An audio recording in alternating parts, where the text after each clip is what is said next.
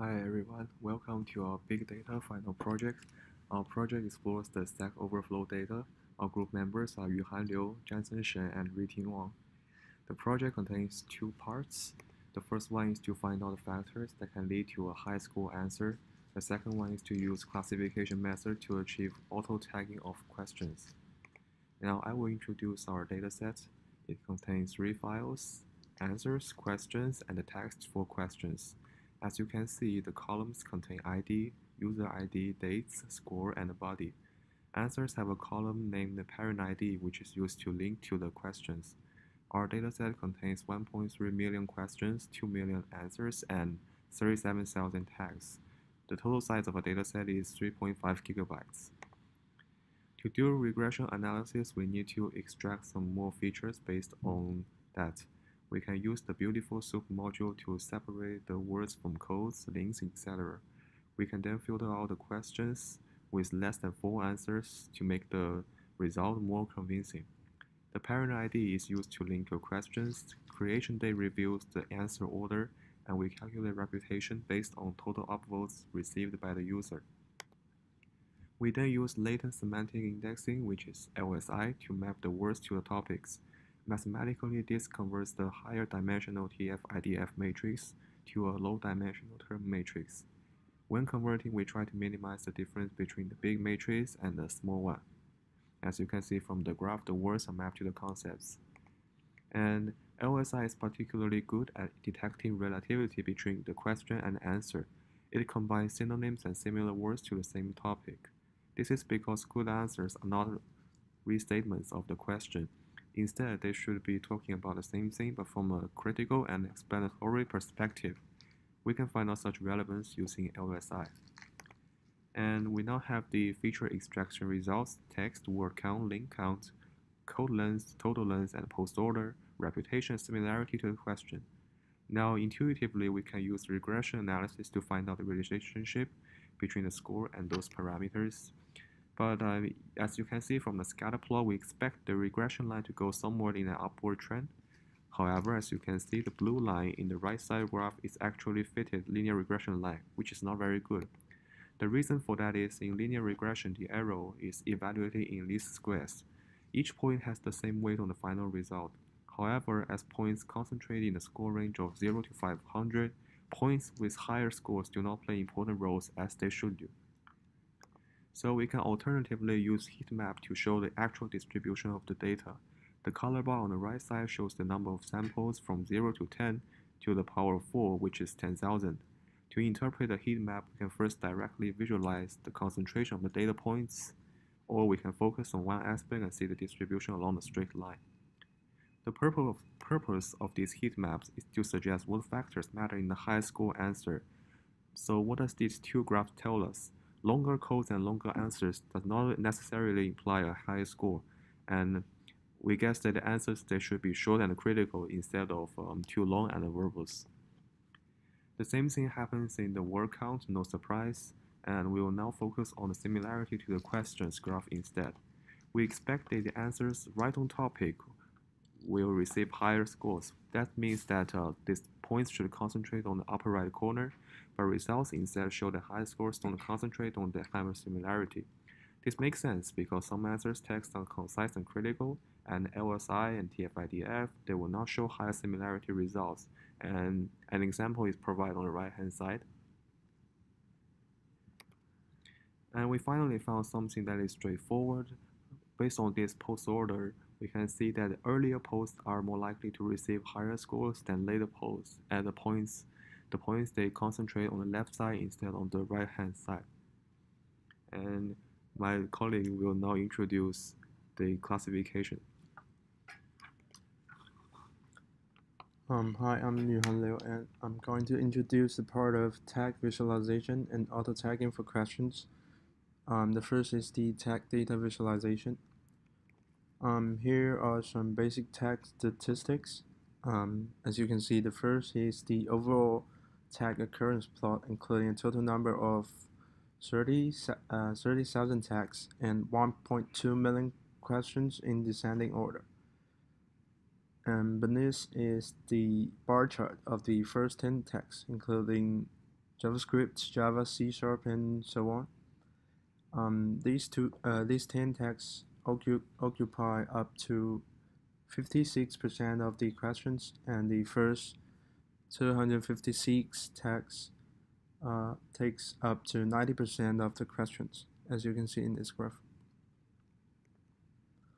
And then for the tag connection visualization, we first convert the original tag dataset into a matrix form that stores the pairwise tag co-occurrence.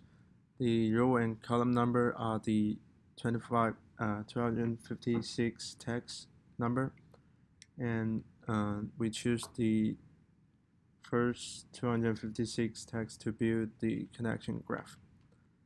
And then is an OE table. Observed to expected ratio table is constructed for Gephi to produce the final plot. Here in the table, count 1 and count 2 respectively indicates the occurrence of tag 1 and 2, and count 1, 2 stands for their co-occurrence, while count all is the total number of all tags occurrence. And OE ratio equals to the count all times count 1, 2 over the product of count 1 and count 2. And the table is then converted to a graph ML. It stores node and edge information as weight, and we use Gephi to produce a connection graph. Here's the graph. This is Gephi, and we use this to produce this graph. And in this graph, you can notice that the nodes are the tags, and their size reflects their popularity.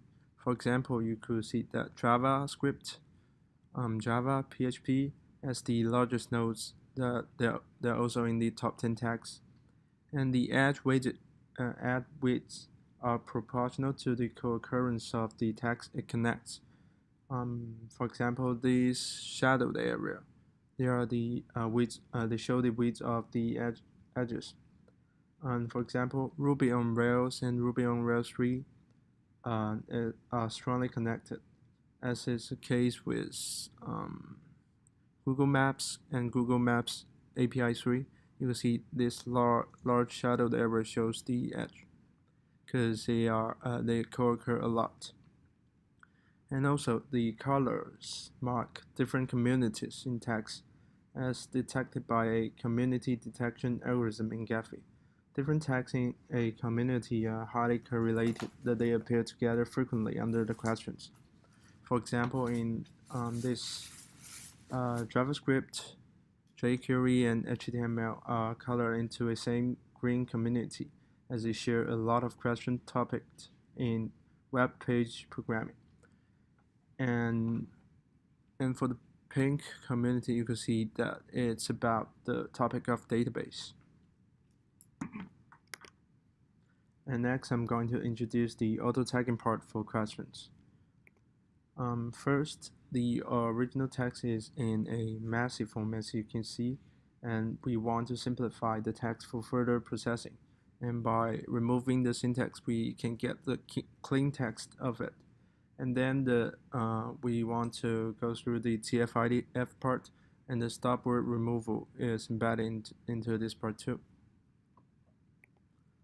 Moving on to the classification for questions tags, we applied different classification algorithms towards processed text for the top 10 tags.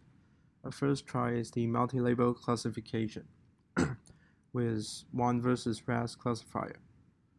In this classifier, we wrapped naive Bayes classifier, support vector classifier, and logistic regression classifier. And an accuracy of 90% is reached. However, since the dataset is highly imbalanced, we think that simply using accuracy cannot tell the truth about model. And the fact is, this classifier doesn't give good result of the taggings. So here we introduce F1 score for examining the models as an average of precision and recall. It is a better metric if we need to seek a balance between precision and recall. when there is an uneven class distribution here in our project as the large number of actual negatives in the text distribution. Even in the top tag JavaScript, it only takes up to 10% of the questions.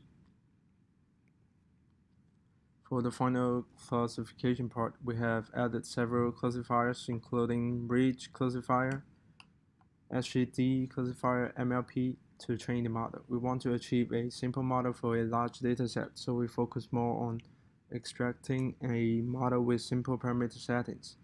Here, logistic, regression classifier, and bridge classifier perform the best.